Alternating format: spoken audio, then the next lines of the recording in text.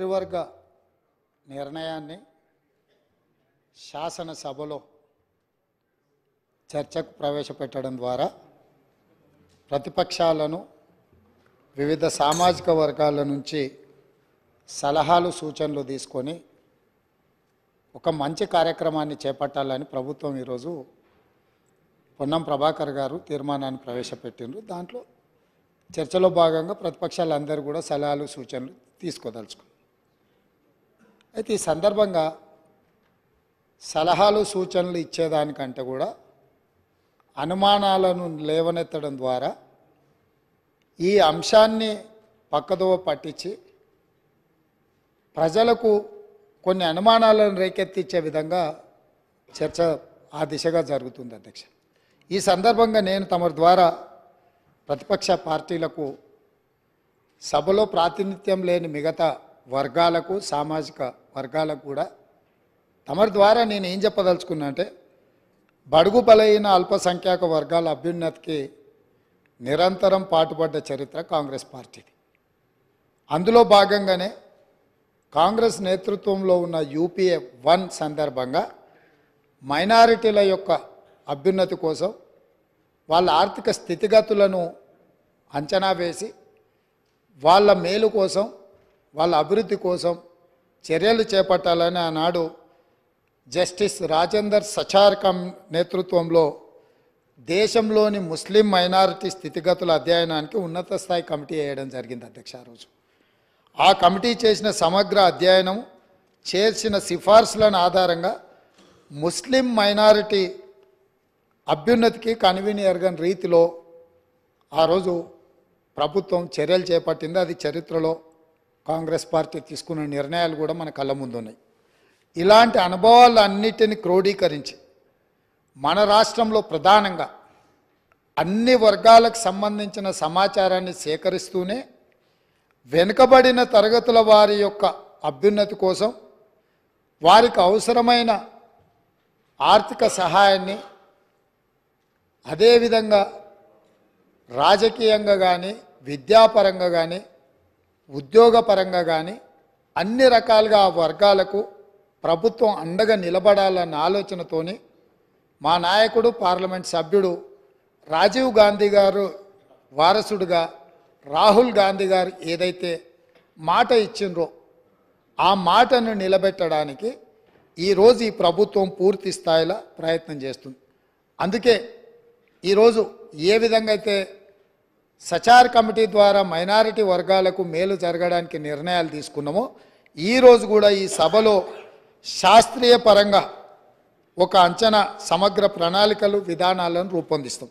ఇందులో మరి ఎందుకు మా సభ్యులకు లేకపోతే సీనియర్ శాసనసభ్యులు మంత్రిగా వారికి సుదీర్ఘమైన అనుభవం ఉంది కడియం శ్రీహరి గారు, వారి అనుభవాన్ని ఉపయోగించి ప్రభుత్వానికి ఏమైనా సూచన చేసినా ఆ సూచనలు తీసుకొని భవిష్యత్ కార్యాచరణ నిర్ధారించుకోవడానికి ప్రభుత్వానికి ఎలాంటి భేషజాలు లేవు అధ్యక్ష.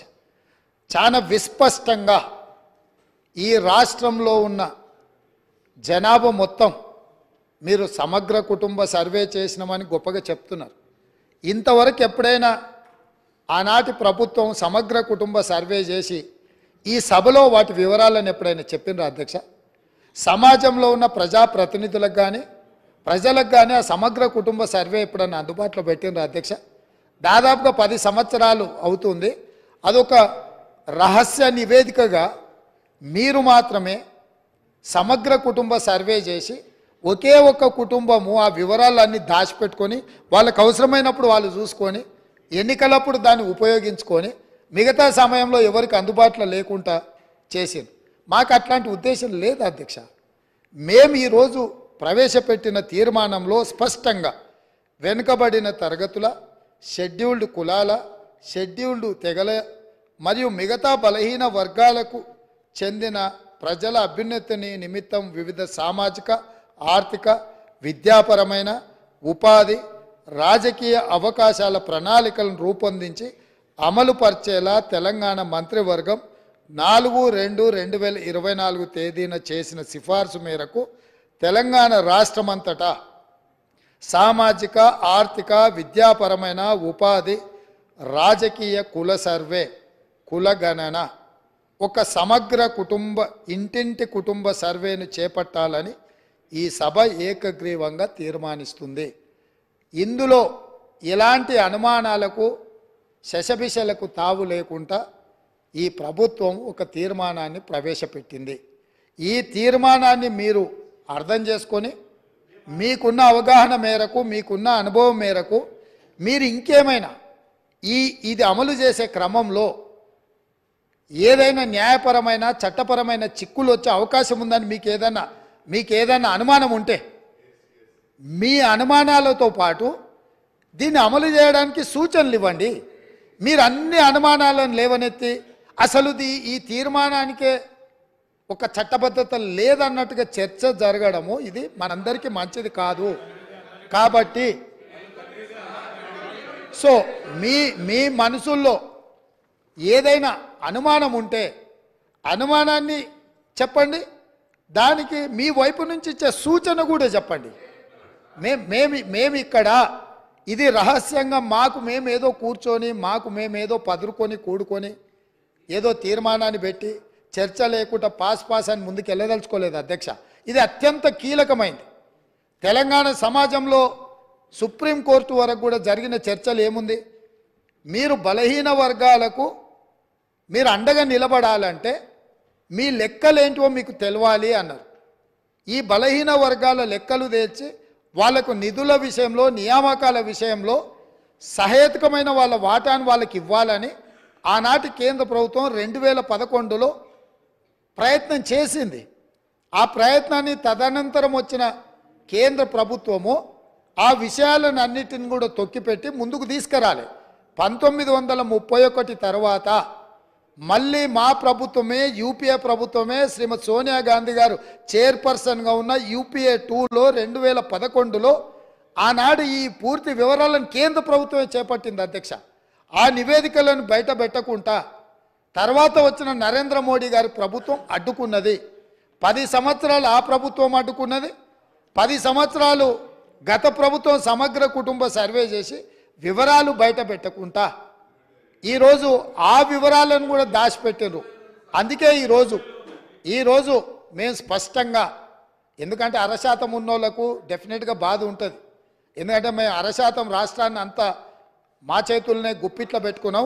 ఈరోజు లెక్కలన్నీ బయటకు వస్తే 50% ఉన్నోళ్ళకి ఎక్కడ మనం రాజ్యాధికారంలో భాగం ఇవ్వాల్సి వస్తుందన్న ఆలోచనతోటి కొంతమందికి బాధ ఉండొచ్చు అధ్యక్ష. నేను ఆ వివరాల జోలికి వెళ్ళదలుచుకోలేదు. ఇప్పటికైనా ప్రధాన ప్రతిపక్ష నాయకుడు వారు వచ్చి, ఒకవేళ వారు రాకపోయినా వారిని ఎవరినైతే చేయాలనుకున్నారో వారు మాట్లాడకుండా పక్క నుంచి నకలు చిట్టీలు అందించి పెద్దలు కడియం శ్రీహరి గారిని కూడా తప్పుదో పట్టించే ప్రయత్నం చేస్తారు. ఎందుకంటే పాపం వారి కడియం శ్రీహరి గారి చిత్తశుద్ధి పట్ల మాకు ఎలాంటి అనుమానం లేదు. నేను పదే చెప్పినా ఇప్పుడు కూడా ఆన్ రికార్డులో చెప్తున్నా. కాకపోతే సావాస దోషం అంటారు కదా, కొంతమంది పక్కలో కూర్చొని వారిని కూడా తప్పుదోవలో నడిపించే ప్రయత్నం చేస్తుండ్రు. దీనికి సంబంధించి అధ్యక్ష పార్లమెంట్ మార్చాల్సిందే, సీటు కాదు బయటికి పంపాల్సిందే. సీటు మారిస్తే కూడా గాలి జోకితే మళ్ళీ ప్రమాదం ఉంటుంది. నేను స్పష్టంగా నేనే క్వశ్చన్ వేసిన అధ్యక్ష. 21/12/2021లోనే పార్లమెంట్లో నేను ప్రశ్న వేసిన, ఆ ప్రశ్నకు సంబంధించిన రిప్లై కూడా ఉంది. తారక రామారావు గారికి ఇది పంపుతా, ఎందుకంటే వారికి ఏమైనా అనుమానాలు ఏమైనా ఉన్నాయో నా ప్రశ్నకి ఇచ్చిన జవాబు డీటెయిల్గా ఇక్కడ ఉన్నది. వీటన్నిటిని పరిగణలోకి తీసుకొనే ఈరోజు మా ప్రభుత్వం ఒక మంచి ప్రయత్నం చేస్తుంది. ఎక్కడో ఒక దగ్గర దీనికి పునాది పడాలి. ఆనాడు రాజ్యాంగం రాసుకున్నప్పుడే కాంగ్రెస్ పార్టీ ఎస్సీ ఎస్టీలకు రాజ్యాంగపరమైన రక్షణ కల్పించి రిజర్వేషన్లు ఇచ్చిండ్రు. కాబట్టే ఈరోజు 19 మంది ఎస్సీలు 12 మంది ఎస్టీలు సభ్యులై చట్టసభలకు వచ్చిండ్రు. 5 మంది 3 ఎంపీలు 3 ఎస్సీలు 2 ఎస్టీలు ఎంపీలై ఈ రాష్ట్రం నుంచి పార్లమెంట్లోకి వెళ్తున్నారు. ఇవన్నీ కూడా కాంగ్రెస్ పార్టీ ప్రజల యొక్క అవసరాలను అన్నిటినీ దృష్టిలో పెట్టుకొని వాళ్ళు అడగకంటే ముందే వాళ్ళ అవసరాలు తీర్చాలన్న ఆలోచన మాకుంది. రాజేందర్ సచార్ కమిటీ వేయడం ద్వారా మైనారిటీ వర్గాలకు ఏ విధంగా మేము మద్దతు ఇవ్వాలనో ఆ విధంగా మద్దతు ఇవ్వడమే కాకుండా కాంగ్రెస్ పార్టీ అధికారంలో ఉన్నప్పుడు మైనారిటీలకు 4% రిజర్వేషన్ ఇచ్చి విద్యా ఉపాధి అవకాశాలలో వాళ్ళని ఆదుకోవడానికి ఉద్యోగ అవకాశాలలో మైనారిటీలకు 4% రిజర్వేషన్లు ఇచ్చిన చరిత్ర మాది. ఇక ఈరోజు మేనిఫెస్టో ఎన్నికలు హామీలు ఉన్న ఒకవేళ చర్చ చేయాలనుకుంటే తమరి అనుమతితోటి మళ్ళొకసారి ప్రత్యేకంగా చర్చ పెడదాం. మళ్ళీ వచ్చే సమావేశాలలో కానీ మీరు ఏదైనా ప్రత్యేకంగా సమావేశాలు ఇచ్చినా 2014, 2018 ఎన్నికలలో మీ ఎన్నికల మేనిఫెస్టోలో ఏమేమి పెట్టిండ్రు, ఏమేమి అమలు చేసిరు, 2023 ఎన్నికలలో మా మేనిఫెస్టోలో ఏం పెట్టినాం, ఈ 70 రోజుల్లో మేము ఏం అమలు చేసినాం, భవిష్యత్తులో ఏం అమలు చేయబోతున్నామో మేనిఫెస్టోల మీదనే ఓ ప్రత్యేకమైన చర్చ పెడతాం. మాకు ఎలాంటి అభ్యంతరం లేదు. ఒకవేళ మీరు ముందుకు వస్తే మీ సభాపక్ష నాయకుడిని మీ మీ నాయకుడిని అడిగి వారి అనుమతి తీసుకొని రాండి. ఎందుకంటే మళ్ళీ మేము ఇక్కడ పెట్టినాక వారు వద్దన్నారు అనుకో, మీరు అందరూ మళ్ళీ సభలో లేకుండా బయటకు వెళ్తారు. కాబట్టి ఇప్పటికైనా పెద్దలు శ్రీహరి గారిని మీకు ఎలాంటి అనుమానం అక్కర్లేదు, మీ అనుభవాన్ని ఉపయోగించి ఈ ప్రభుత్వానికి మీరేమైనా సూచన చేస్తా అంటే మిత్రుడు గంగుల కమలాకర్ గారు కూడా మొన్నటి వరకు మంత్రిగా ఉన్నారు. వారి అనుమానాలతో పాటు అనుమానాలను అడగడాన్ని మేము అభ్యంతరం పెడతలేము. మీ అనుభవంతో పాటు ఈ ప్రభుత్వానికి సూచన చేయండి. నా వైపు నుంచి సభాపక్ష నాయకుడిగా మా చిత్తశుద్ధిని మీరు ఎలాంటి శంకించాల్సిన అవసరం లేదు. స్వయంగా మేము ప్రభుత్వం ఏర్పడ్డ ఎంబడే మంత్రివర్గంలో మేము తీర్మానం చేసినాం నెల తిరగకంటే ముందే. ఈరోజు సభలో కూడా మేము ప్రవేశపెట్టినాం, మీరు అడగలే, మేమే ముందుకు వచ్చినాం. అంటే ఇక్కడ ఈ మంత్రివర్గ తీర్మానం కానీ సభలో ప్రవేశపెట్టిన తీర్మానం కానీ ఇవన్నీ స్వయంగా మేము ముందుకు వచ్చి చేస్తున్నాము. భవిష్యత్తులో కూడా ఈ మొత్తం సమాచార సేకరణ తర్వాత అది లోకల్ బాడీ రిజర్వేషన్ కావచ్చు, చట్టసభలలో మన జరిగిన ఉమెన్ రిజర్వేషన్లో కూడా ఉపకులాల యొక్క రిజర్వేషన్లు ఏ విధంగా ఉండాలనో కూడా మా పార్టీ పార్లమెంట్లో కూడా ఆ విషయంలో మాట్లాడిన సంగతి మీకు తెలుసు.